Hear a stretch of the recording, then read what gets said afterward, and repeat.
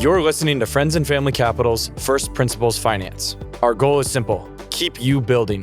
Each episode, we discuss tactical questions from our network. I'm Colin Anderson, founding partner of Friends and Family Capital and the former CFO of Palantir Technologies. After years in the trenches, we'll explore the scar tissue, frameworks, and insights that help entrepreneurs turn finance into a force multiplier. Let's jump in. This week received a few questions from founders, investors, and entrepreneurs on governance. It's come in the flavor of, should I give up a board seat? It's come in the flavor of, should I try these super voting rights? How should I structure my option plans as I've gotten to be a more mature company? The key crux of it, if we're going back to first principles, it's really about power and it's about control. And so let's maybe look at this question through the lens of power and control across the different categories. So I think the categories here would be the board, the investors, and then the employees, and how each of those different constituents impacts the power dynamics of a company. One more thing to keep in mind before we go through each of these categories is really about terms being set. It's a memorialization of a power structure at a given point in time. So oftentimes you'll see more founder friendly if the founder is in a stronger position when the terms are negotiated. And if the founder is in a weaker position, let's say you need the money, then you'll see investors more in control. And often employees, they're not really involved in this discussion, but it falls to the other two. Who's more in control, the founder or the investors? So don't put yourself in a position where you need the money, and that's how you can control the terms. That's probably the first and foremost. So let's go through the three different groups. At the board level, oftentimes when founders are thinking about this, the question in the back of the mind is, if things go right, that's awesome. What if things go wrong? And one of the key roles of a board, there's famous stories here throughout tech lore, the board's there to fire you when you screw up. So if you're the founder, you're saying, why am I going to give this person a sword to swing when I screw up? Things should go well, but what if they don't? So the key consideration there on the founder side is, why give up control if you don't need to? So if you have the power, I would say take 2 board seats, take 3 board seats, stack it with independence. There's a lot of things you can do where there's still an element of oversight and strong opinions around the table. Just don't make it where if you make a mistake, you die. And really, it's about being at the helm and having control of your own destiny if you want to accomplish the mission of your company. The other thing that I've seen work out is you have some investors just say, look, I need a board seat. It's a thing. I have to check my box. That may be up to them. It may be up to their IC. It might actually just be their LP base says, you got to have it, or they've fundraised off that. Awesome. If someone wants to come hang out with you, cool. Let them. Give them a board seat. Just make sure as a founder, you can say, all right, you can be in the room with me, but I get an offsetting board seat. The debate isn't around, do you get to hang out with me? The debate is around, can you kill me when I screw up? First principles operate from a position of defense on the board side. So then we move to the stockholder side. I think, again, you're following a power structure here. And here I'd like to say, well, what are you doing in words? And what are you doing in numbers? And where do you want to have that fight? So on the word side, you could put in, yes, a founder has 10x votes, a founder has 1x votes. What's that relative to existing preferred investors? What's that relative to the founder or the early execs? You know, the words matter, but really, if you look at the round, I think the numbers tend to dominate. So what I mean by that is, if you raise money, let's say you raise at $1 billion valuation, just use some round numbers. The next time you raise, you're going to raise at 2 or 3 billion valuation. If you raise the same amount of money, those new shares are coming in with about half the voting power. So over time, you can say, okay, the control of the early investors will stay pretty strong. And oftentimes you're picking people that are closest to the story that you've known from a prior life. So you tend to want those early investors to have more control. Maybe you want them to have less. Well, again, that's where I'd say probably use the words, because numerically, whoever you pick in the early days will always have that control. So if you're in a power position and you're terrified of this, or you're just paranoid, like many of us, then I'd say really get the words right in the early stages. But over time, the math, just the financials will take care of it. So words in the early stage, math takes care of it in the long run. The last constituent here, when we're talking about power, control, governance, is really the employees.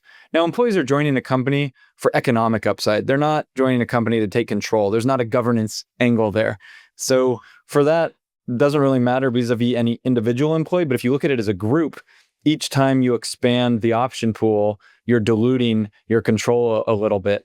So what I've seen be effective there is you can say, well, let's give employees the economic upside they want, but where it doesn't change the voting dynamics as much. So maybe it's a 1/10 voting. The way you do this in practice is you say, okay, 1 vote for all shares that employees receive, and then 10 votes for all the shares that investors and people who are existing shareholders receive. That's a way where you can keep building out top talent joining your company, but not dilute yourself from a governance perspective. So pulling it all back, it's really about power and control. When you think about governance, there's the board level, there's the stockholder level, there's the employee level. Board, it's about who can fire me when I screw up, and not about who's in the room. On the stockholder side, it's get the words right in the early stages, but long-term, the numbers will take care of it. And then finally, at the end, the employees, give them the economic upside that is part of the social contract of joining your company, but they're not really joining for governance, so you have some flexibility there. Talked a little bit about the defensive side. How do you make sure they don't swing the sword if you screw up? And that's sort of the necessary but not sufficient.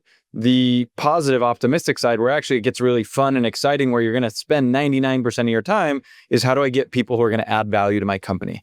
And typically in the early stages, simple, stupid model, you're looking for talent, you're looking for customers, and you're looking for money. And so it helps if you pick your group of people surrounding you, whether it's on the board or just advisors or just friends that are helping you, really figure out and triage according to who can bring this to the table. So on the talent side, early board members, they should be able to introduce talent. They could interview talent.